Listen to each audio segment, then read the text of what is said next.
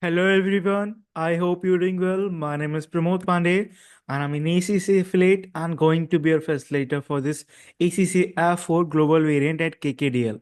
This is going to be your second lecture. Inside this, I will be explaining you certain topic. But before moving toward a chapter or their topic, I must say that there are certain things that I want to convey because I want you to have certain mindset in order to prepare yourself for this paper, and this class will lead the same. I will be giving you a mindset that will help you in the preparation and that will help you how you have to tackle this paper as a whole. So the very first thing, and obviously in the very introductory class, I must say this to all the students that when you look after towards the preparation of this paper, there's certain do and don't things, and approx all of your papers include these things, right? That can vary accordingly to which paper you're preparing, but for the law paper these are the certain things on which you must have a focus, right? So topic. So in this class I will be having an introductory class for the law, and the revision plan means how you are going to approach this paper and all, what are the things you will be doing, what are the things you will be avoiding, and what are the resources that you will be using. So these are the certain things I will be taking max 6-7 minutes and then explain you this, and then we will move towards the chapter, and then we will be starting with the content of the chapter that we have to cover on from today's lecture itself. So the very first thing that I want to hold a discussion on, whatever you can able to see over screen is basically,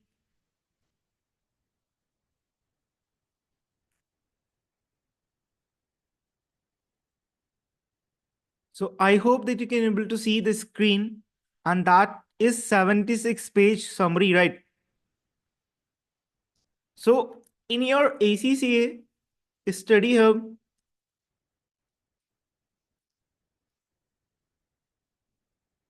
ACC study hub,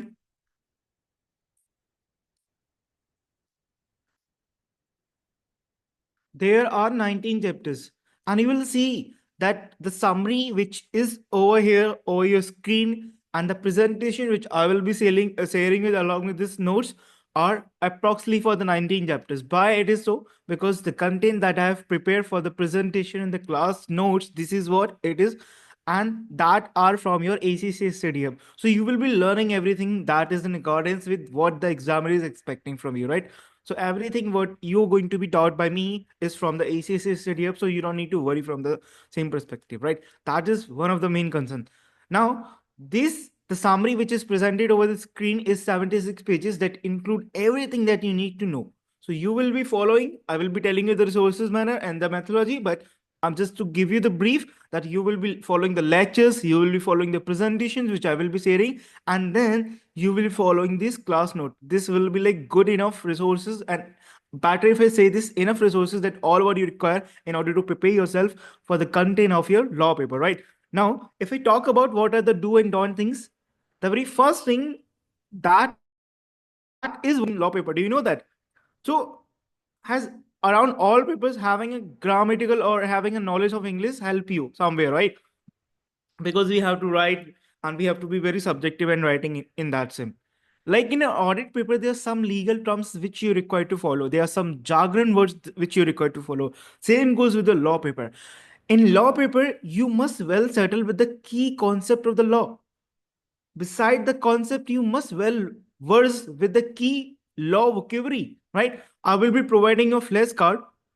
That flashcard you have to download, and after downloading that flashcard you have to give a constant revision that will help you in the with the key terms of the law vocabulary. But that is one of the major concern, and I want you to be alert on that.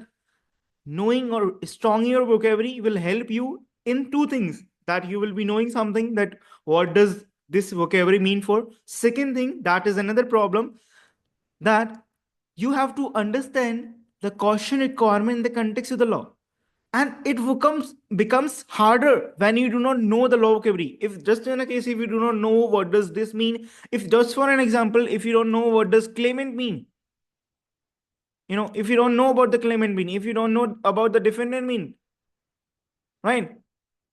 And if you don't know about what does accused mean, how you can able to solve the things, how you can able to interpret the caution requirement in the context of the law? It is possible? I don't think so. So the very first thing you have to focus on, you have to work on your law vocabulary. Second thing that you have to focus on, and that together will be helped through the law vocabulary. Once you have a better understanding of the law vocabulary, then your memory, would be accumulating the law vocabulary. In that sense, you have to ensure that you are in a better position to interpret the requirement in the context of the law. Why I'm saying this? Because there is a slightly difference between how do you understand in the context of the law and how do you understand in the context of the English. There is a slightly, and you have to understand in the context of the law. So whatever you will be learning, it should be in the context of the law. It should not be in the context of the general English context, because that can make a difference, guys. That can make a difference, and I want you to avoid the same scenario, right? The next thing that I want to talk here on, so these are the two major problems that a student do face, and I want you to avoid this. The very first one, that you will be working on the law vocabulary. Second one is that once you having a better understanding of the law vocabulary, it will further help you in understanding the context or the requirement in the context of the law, and that is somewhat interlinked between the two. Once you can able to handle this, you have won half of the battle, right? The next thing, do not limit yourself when you're practicing, right? You will see that you will be having ACC stadium. You will be seeing, you will be having a Kaplan, right? Tell me if I'm wrong. BPP, isn't? Don't you have these resources? So you have to attempt all the question, all the possible question from here. I will be covering 80 to 90, 85 to 90% of this, and I will be taking some difficult question from here as well for your course at KKDL. But what you have to do when you are practicing, you should not limit yourself that I will be doing this BPP, I will be doing with Kaplan only, I will be doing ACC Stadium. This should not be your list. This should not be your mentality, right? You should have to avoid. You have to attempt all the question possible, and even twice if possible, right? So this is what going to be homework, because content I can provide you, I can help you in how you have to interpret in the context of the law, how you have to deal with a particular question. But practicing again and again is going to be your job, right? Because that is what make you a different student, who is not just going for the exams just for the pass, but at least scoring some around like 70-80 marks of your paper, right? So these were the three things I wanted to have a conversation on. Now, the next thing that I want to focus on is that consent revision after a class will help you. Obviously, because you will be watching the lecture. Now you have understood what I'm trying to convey. If you just recap from the class note or the presentation, it would become easier for you guys that what you have to do, how you have to approach, what mindset you are expected to have in the classes and while preparing this paper, right? Then importance of the examiner report. Wow. And technical, I will be telling you that how and when you have to cover, but these are the two major resources, two main resources, and they play a significant role in your preparation, not just in your law paper, but in across all of your papers. And I believe that what I've seen for myself is that I have gone through all of the papers, so I know them, that approx 10 to 15 passing chances will increase, boost up, suit up after going through these two resources. And it is a reasoning, it is a strong reasoning why this happened. Because as these are the resources which are prepared by the examining team or someone who is sitting beside the examining team, so they don't know, they're just giving you the mindset what we are expecting as an examiner. ACC team coming towards you and just saying that, okay, we are expecting this. Could you please prepare the same? Once you know the expectation, once you know the mindset, it must become easy for you to deal with the same thing, isn't? So these were the certain things you have to focus on, guys. Then we will be having a mock discussion. And we will be having a fun full mock discussion. And I will be giving you approx 2-3 mocks along with some homework from your BP and Kaplan. I will be covering major area of your ACC area questions, right? So these basically the do and don't things for your course at KKDL for your F4 paper, right? Now I want you to take and have an understanding about the resources to use. I will be giving you that what are the resources you guys have to use. The very first thing, we will be inclined with ACC study up, because this is again which is prepared by the ACCA. So having an understanding, having a learning from there will help us, right? Then you have to watch the lecture, read the presentation, the class note. These are enough. These are enough for you to pass. But what I'm saying, but still need some more clarification, go and have it through the ACC study up. ACC study is chapter wise, and you can ask to me. You will be added at the WhatsApp group, right? You can ask there to me. But the problem is that you are only recommended to go for the chapter wise over the ACC study hub only in the case where you are dealing with a specific topic. You're not expected to go for every lecture, for every chapters to over ACC study hub and just learn something extra. No, this is not required at all. Whatever you want to learn, whatever you are expected to learn, whatever you are required to learn is from the presentation and from the class note only. It should be from only these resources beside the lecture that you will be having. But for the point of clarification, if you're looking for something for more clarification, in that case, I must say this to you guys, that you can go for a specific topic wise and just learn certain things from there, right? Then you will be doing questions, means I will, so basically over your ACC study hub, you will see that there are some cues chapter wise, then there are some practice questions, right? So after completing a chapter, what you have to do? You have to read the presentation, you have to read the class note, and have to attempt the class note quiz by yourself and practice question by yourself.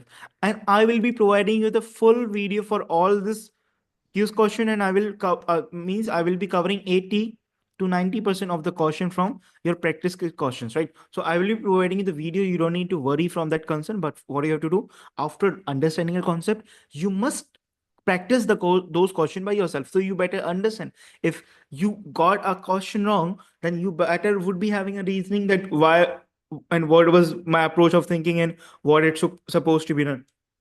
So these are the certain things, right? Then we will be having a mark. One mark will be from your ACC specimen and one mark from back of the Kaplan and BPP. In total, you will be having a 3 mark, and I will be giving you 1 and 2 extra. You just have to attempt that. Just send me over the link or over the Gmail, and I will be facilitating you the facilitating the doubt whatever you would be having in that concern. Then we will be completing the lectures for the technical article and the exam report, and then complete the pending things by yourself. So this is going to be the study and the resources that we are going to follow, and we will ensure that the resources are going to be, this is basically the framework what you have to follow. You are not allowed it to move apart from this. You are not allowed it to look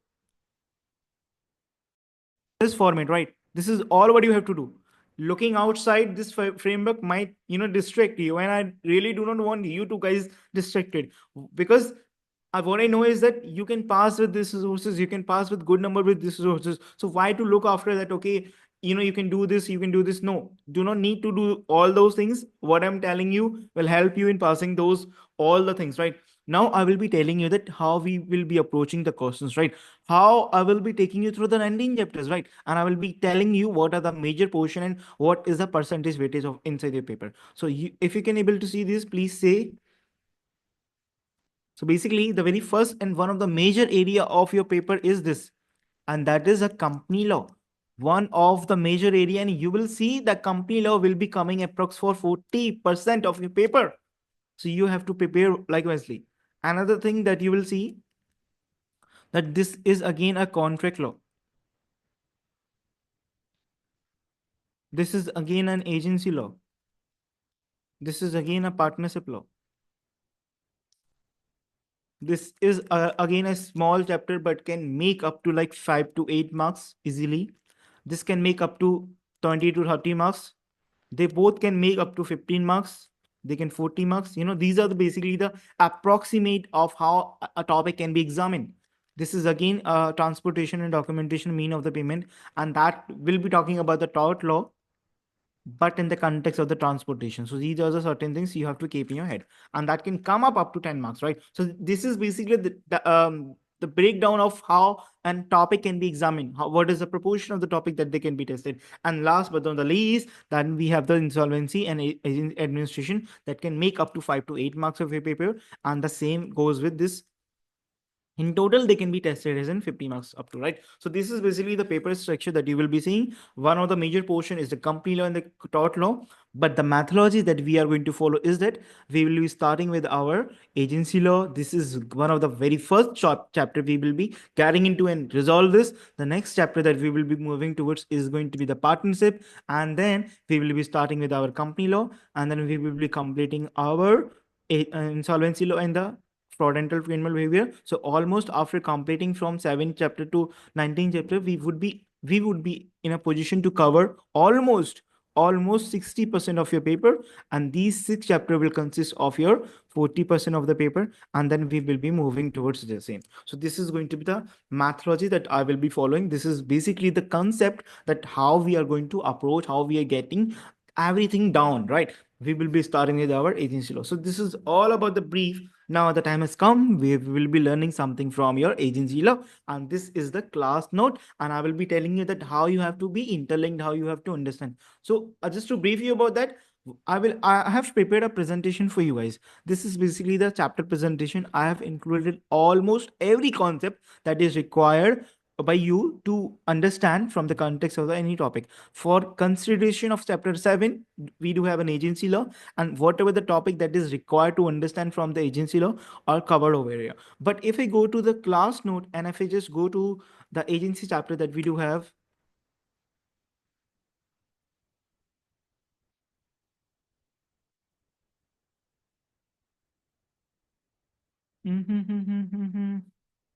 allow me a minute, guys. I'm just looking after the same. So these basically the class note which I have prepared, and you will see that everything is given in a detail. That is all required for you. Just prepare, and I will be telling you what is important out of there, what is not important out of there. So you do not worry for that consideration, right? And I will be there to facilitate you through the WhatsApp and all the things. So there is nothing need to worry about anything.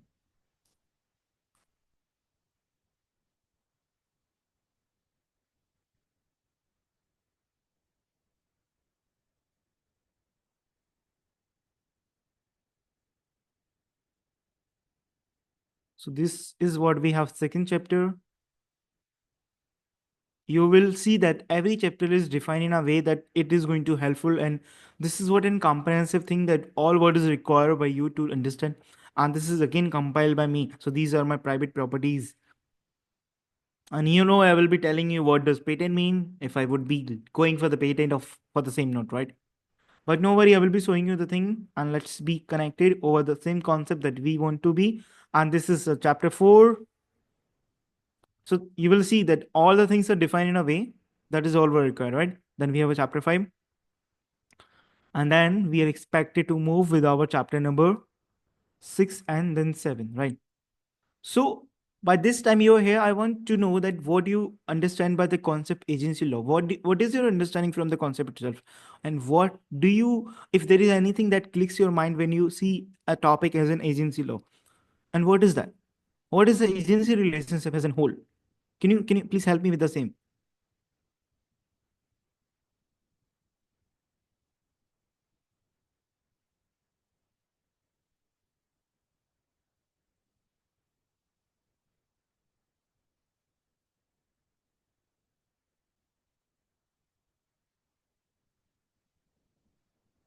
Here we are. So the objective of your chapter number 7 that we have is to outline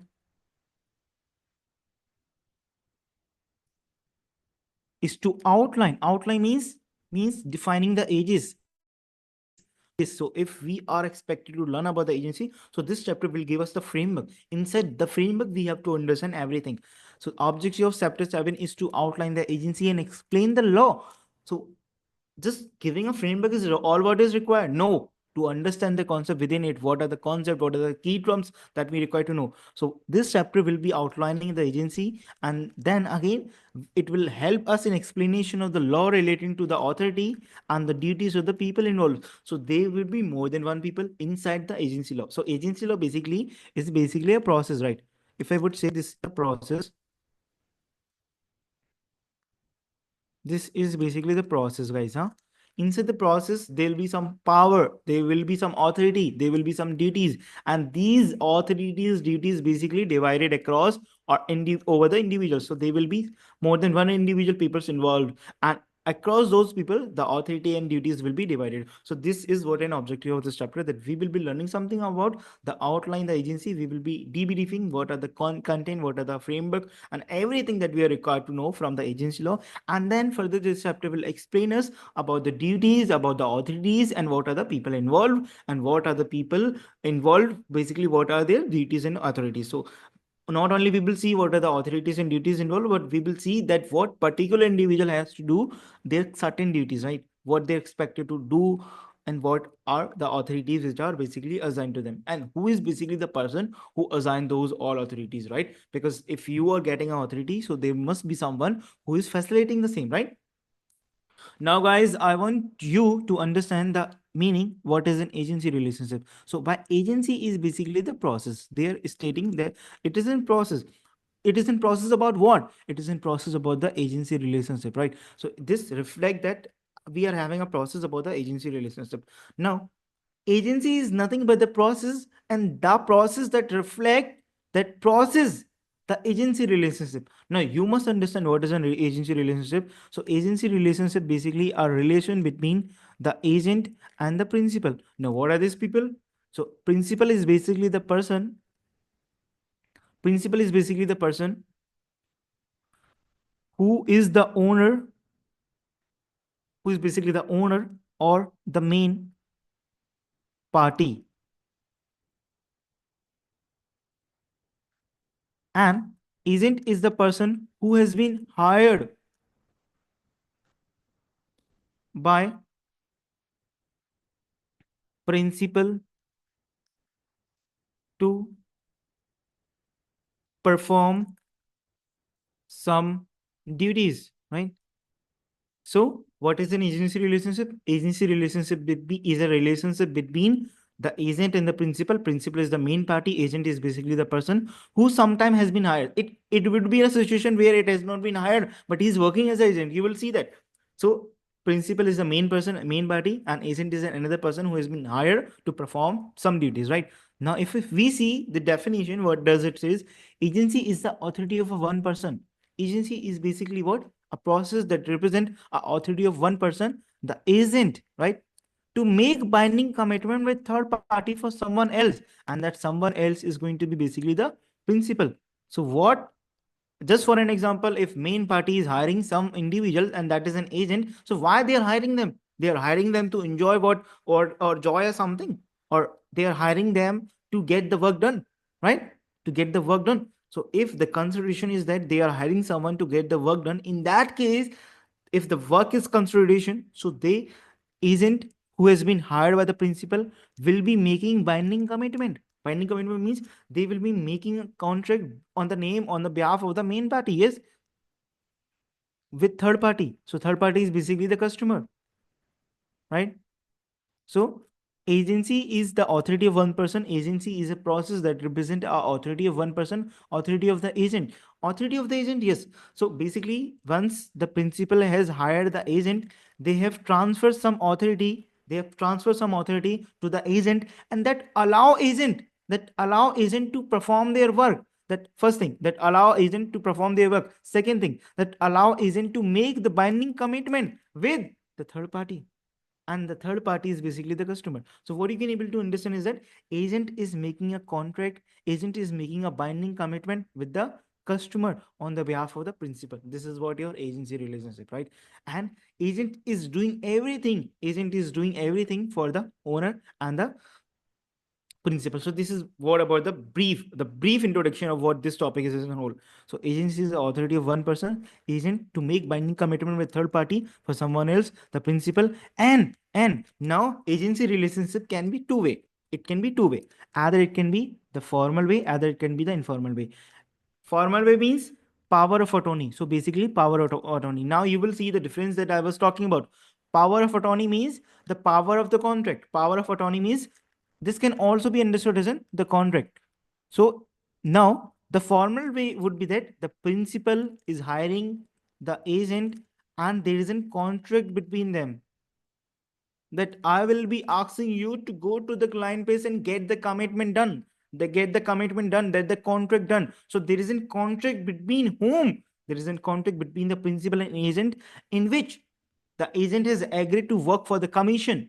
Agent has agreed to work for the commission, and out of that commission, he will be working on making contract. He will be making contract on the behalf of the principal with the customer. So this is what the formal structure means. Power of attorney. Power of attorney by the attorney, it is in word which can also be understood as in contract. Now guys, if you weren't aware about the attorney, what does it mean? How you would able to interpret this? How you would able to in a position to interpret the same? How you would able to understand this in the context of the law? It won't be a possible thing, right? if you weren't aware what does attorney means. So power of attorney means power of contract, means through our contract, right? So the formal structure would be that the principal and agent are coming together and they are making contract that agent saying that I will be taking some commission, and then against to the commission I will be performing some working for you, right? This is what the constitution. Another thing, against the informal way. Informal way means that you are hired by company to perform some working. Just take the example of employment contract. Now you have been hired for a company. For an example, you have been hired for the XYZ company, right? You will be working for the company XYZ, isn't? Yes or not? But XYZ has their separate client, and those clients are basically hired by or undertaken by the XYZ. But they have hired you to perform the working of those separate client, right? This is why they are hiring. This is why there is a requirement. So they are not asking you to make a commitment with the customer, but they are asking you to facilitate the service which they have hired you and which they have taken the customer for. For an example, XYZ is a company which provide a accountancy service, and you have been hired there as an accountant, and now you will be providing service to me, but indirectly you will be providing service to the my customer, right? So you haven't made a direct commitment between the agent and the customer, or the person who is basically looking for the accounting service, but I have hired you and you are providing service to me, but through you I'm getting work done of my client. So this is what the informal structure. So basically this was it, and I hope that you understand what is the agency relationship, and just keep the class very convenient. So I will be pausing the class over here, and we have understood what does agency mean, what does principal mean, what does is you know what is the relationship between the same, and what does a power of attorney means, and what is the informal way. So that was it for the today's class. I would be taking a pause here, and so just to make it a very convenient, and this is basically the methodology. This chapter or this class particularly wasn't just to brief about that what are the structure, what are the resources, what are the do things, what are the don't things, and then we had a discussion about the methodology that we are having a discussion on. So only this way we are going to cover every chapters which are there over your ACC study hub and the presentation I have prepared for the same. So with this note, that was it for today's class. That was in second class. The prior to this class there was an orientation, and I hope that you guys are having access to the same. So with this note, I Pramod Pandey taking signing off here, and I will be meeting you in the next class, in which we will be having a continued discussion, because we have almost taken time in the explanation of the resources and all. In the next class, I will be explaining you everything that is required from the perspective of the content, and we will be moving ahead with our chapter and covering on the various things, means authority and liability. If you are hired as an agent, so you will be learning that what is the authority on the agent side, what is the liability on the agent side. So authority, basically the power has been transferred by, these are the power which has been transferred by whom? The principal, because principal is basically getting his work done. An agent, okay, so in the, if the authority has been transferred, so they must be some accountability, there must be some responsibility on agent, and that will be dealt through, that will be dealt through the contain, the agreement, the term and condition that they have agreed on. So guys, that was it. We will be learning everything, don't worry from that perspective. That was just to brief you that how the strategy would work, how the teaching methodology would work here over the KKDL for your law paper. That was it. I will be providing this class note. You don't need to worry from that consideration. What you have to do, once you get the class note and the presentation, just take the printout of the same, and you are good to go with the lectures, the presentation, and the class note. This is all the main content or the main thing that you are required to have. So with this note, I Pramod Pandey taking signing off from today's class, and I hope to see you in the next one. Till then, take care, have a good time, bye bye.